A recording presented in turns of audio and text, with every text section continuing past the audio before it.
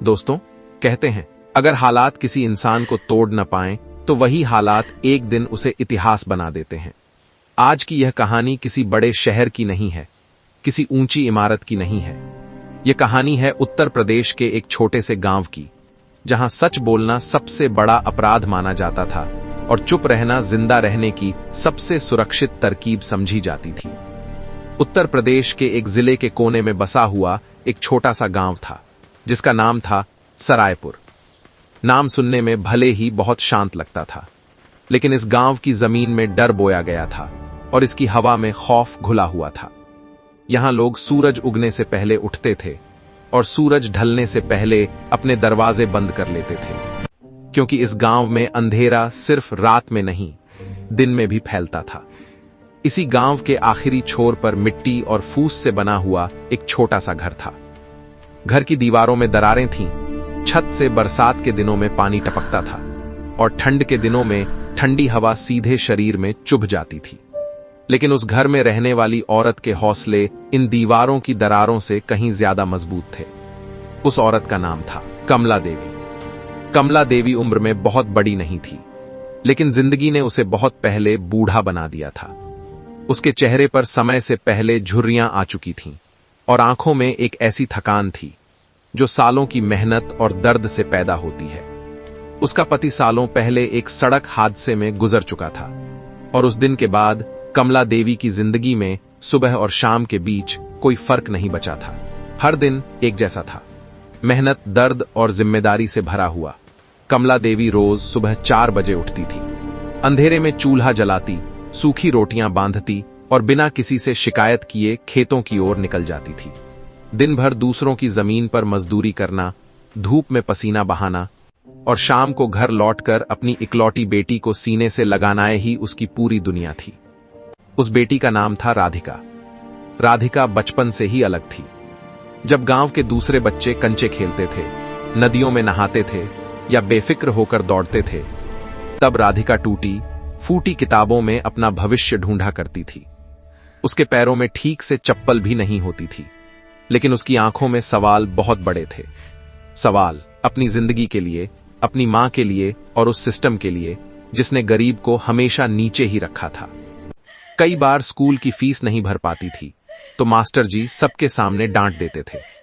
कभी यूनिफॉर्म फट जाती थी तो सहेलियां हंसती थीं, लेकिन राधिका रोती नहीं थी।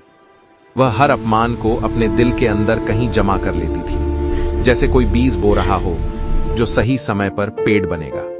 रात को जब कमला देवी थक कर सो जाती थी, तब राधिका दिए की हल्की रोशनी में किताब खोलकर बैठ जाती थी।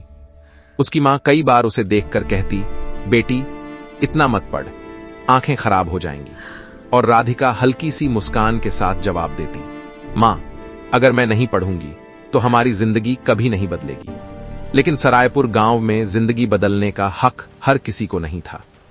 इस गांव का असली मालिक सरकारी कागजों में कोई और था, लेकिन हकीकत में पूरे गांव पर राज करता था बलवंत सिंह। बलवंत सिंह एक स्थानीय नेता था, दबंग था और पूरे सिस्टम का मालिक था।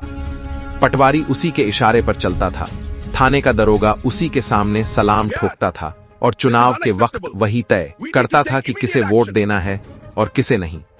गरीबों की जमीन उसके लिए सिर्फ कागज का एक टुकड़ा थी। एक दिन बलवंत सिंह की नजर कमला देवी की छोटी सी जमीन पर पड़ी। जमीन बहुत बड़ी नहीं थी, लेकिन सड़क से लगी होने की वजह से कीमती थी। बस यही उसकी सबसे बड़ी गलती बन गई। कुछ ही दिनों में पटवारी ने कागजों में हेराफेरी कर दी और एक सुबह कमला देवी के हाथ में नोटिस पकड़ा दिया गया कि यह जमीन सरकारी है और 3 दिन में खाली करनी होगी। कमला देवी के पैरों तले जमीन खिसक गई। वह कांपते हाथों से थाने पहुंची, लेकिन थाने में उसे न्याय नहीं मिला, सिर्फ डर मिला। दरोगा ने उसकी बात सुने बिना ही कह दिया, अम्मा, ज्यादा जुबान चलाई तो अंदर कर दूंगा। उस रात कमला देवी चुपचाप रोती रही और राधिका मां की सूनी आंखें देखती रही। उसी रात राधिका ने मन ही मन कसम खाई कि वह इस सिस्टम का हिस्सा बनेगी, ताकि किसी मां को थाने से डर कर लौटना न पड़े। यहीं से उसकी असली लड़ाई शुरू हुई। यहां से वॉइस ओवर और गहरा हो जाता है। राधिका ने गरीबी में यूपीएससी की तैयारी शुरू की। न कोचिंग थी, न पैसे, न साधन। दिन में मां के साथ खेतों में काम, शाम को घर के काम और रात को दिए की रोशनी में किताबें। बरसात की रातों में जब छत से पानी टपकता था, वह किताबों को प्लास्टिक में लपेट कर बैठी रहती थी। गांव वाले हंसते थे, ताने मारते थे, लेकिन राधिका चुपचाप आगे बढ़ती रही। सालों बाद मेहनत रंग लाई। ईपीएससी की लिस्ट में उसका नाम आया। वही लड़की जिसे लोग कभी मजाक समझते थे, आज आईएएस बन चुकी थी। पोस्टिंग उसी जिले में हुई।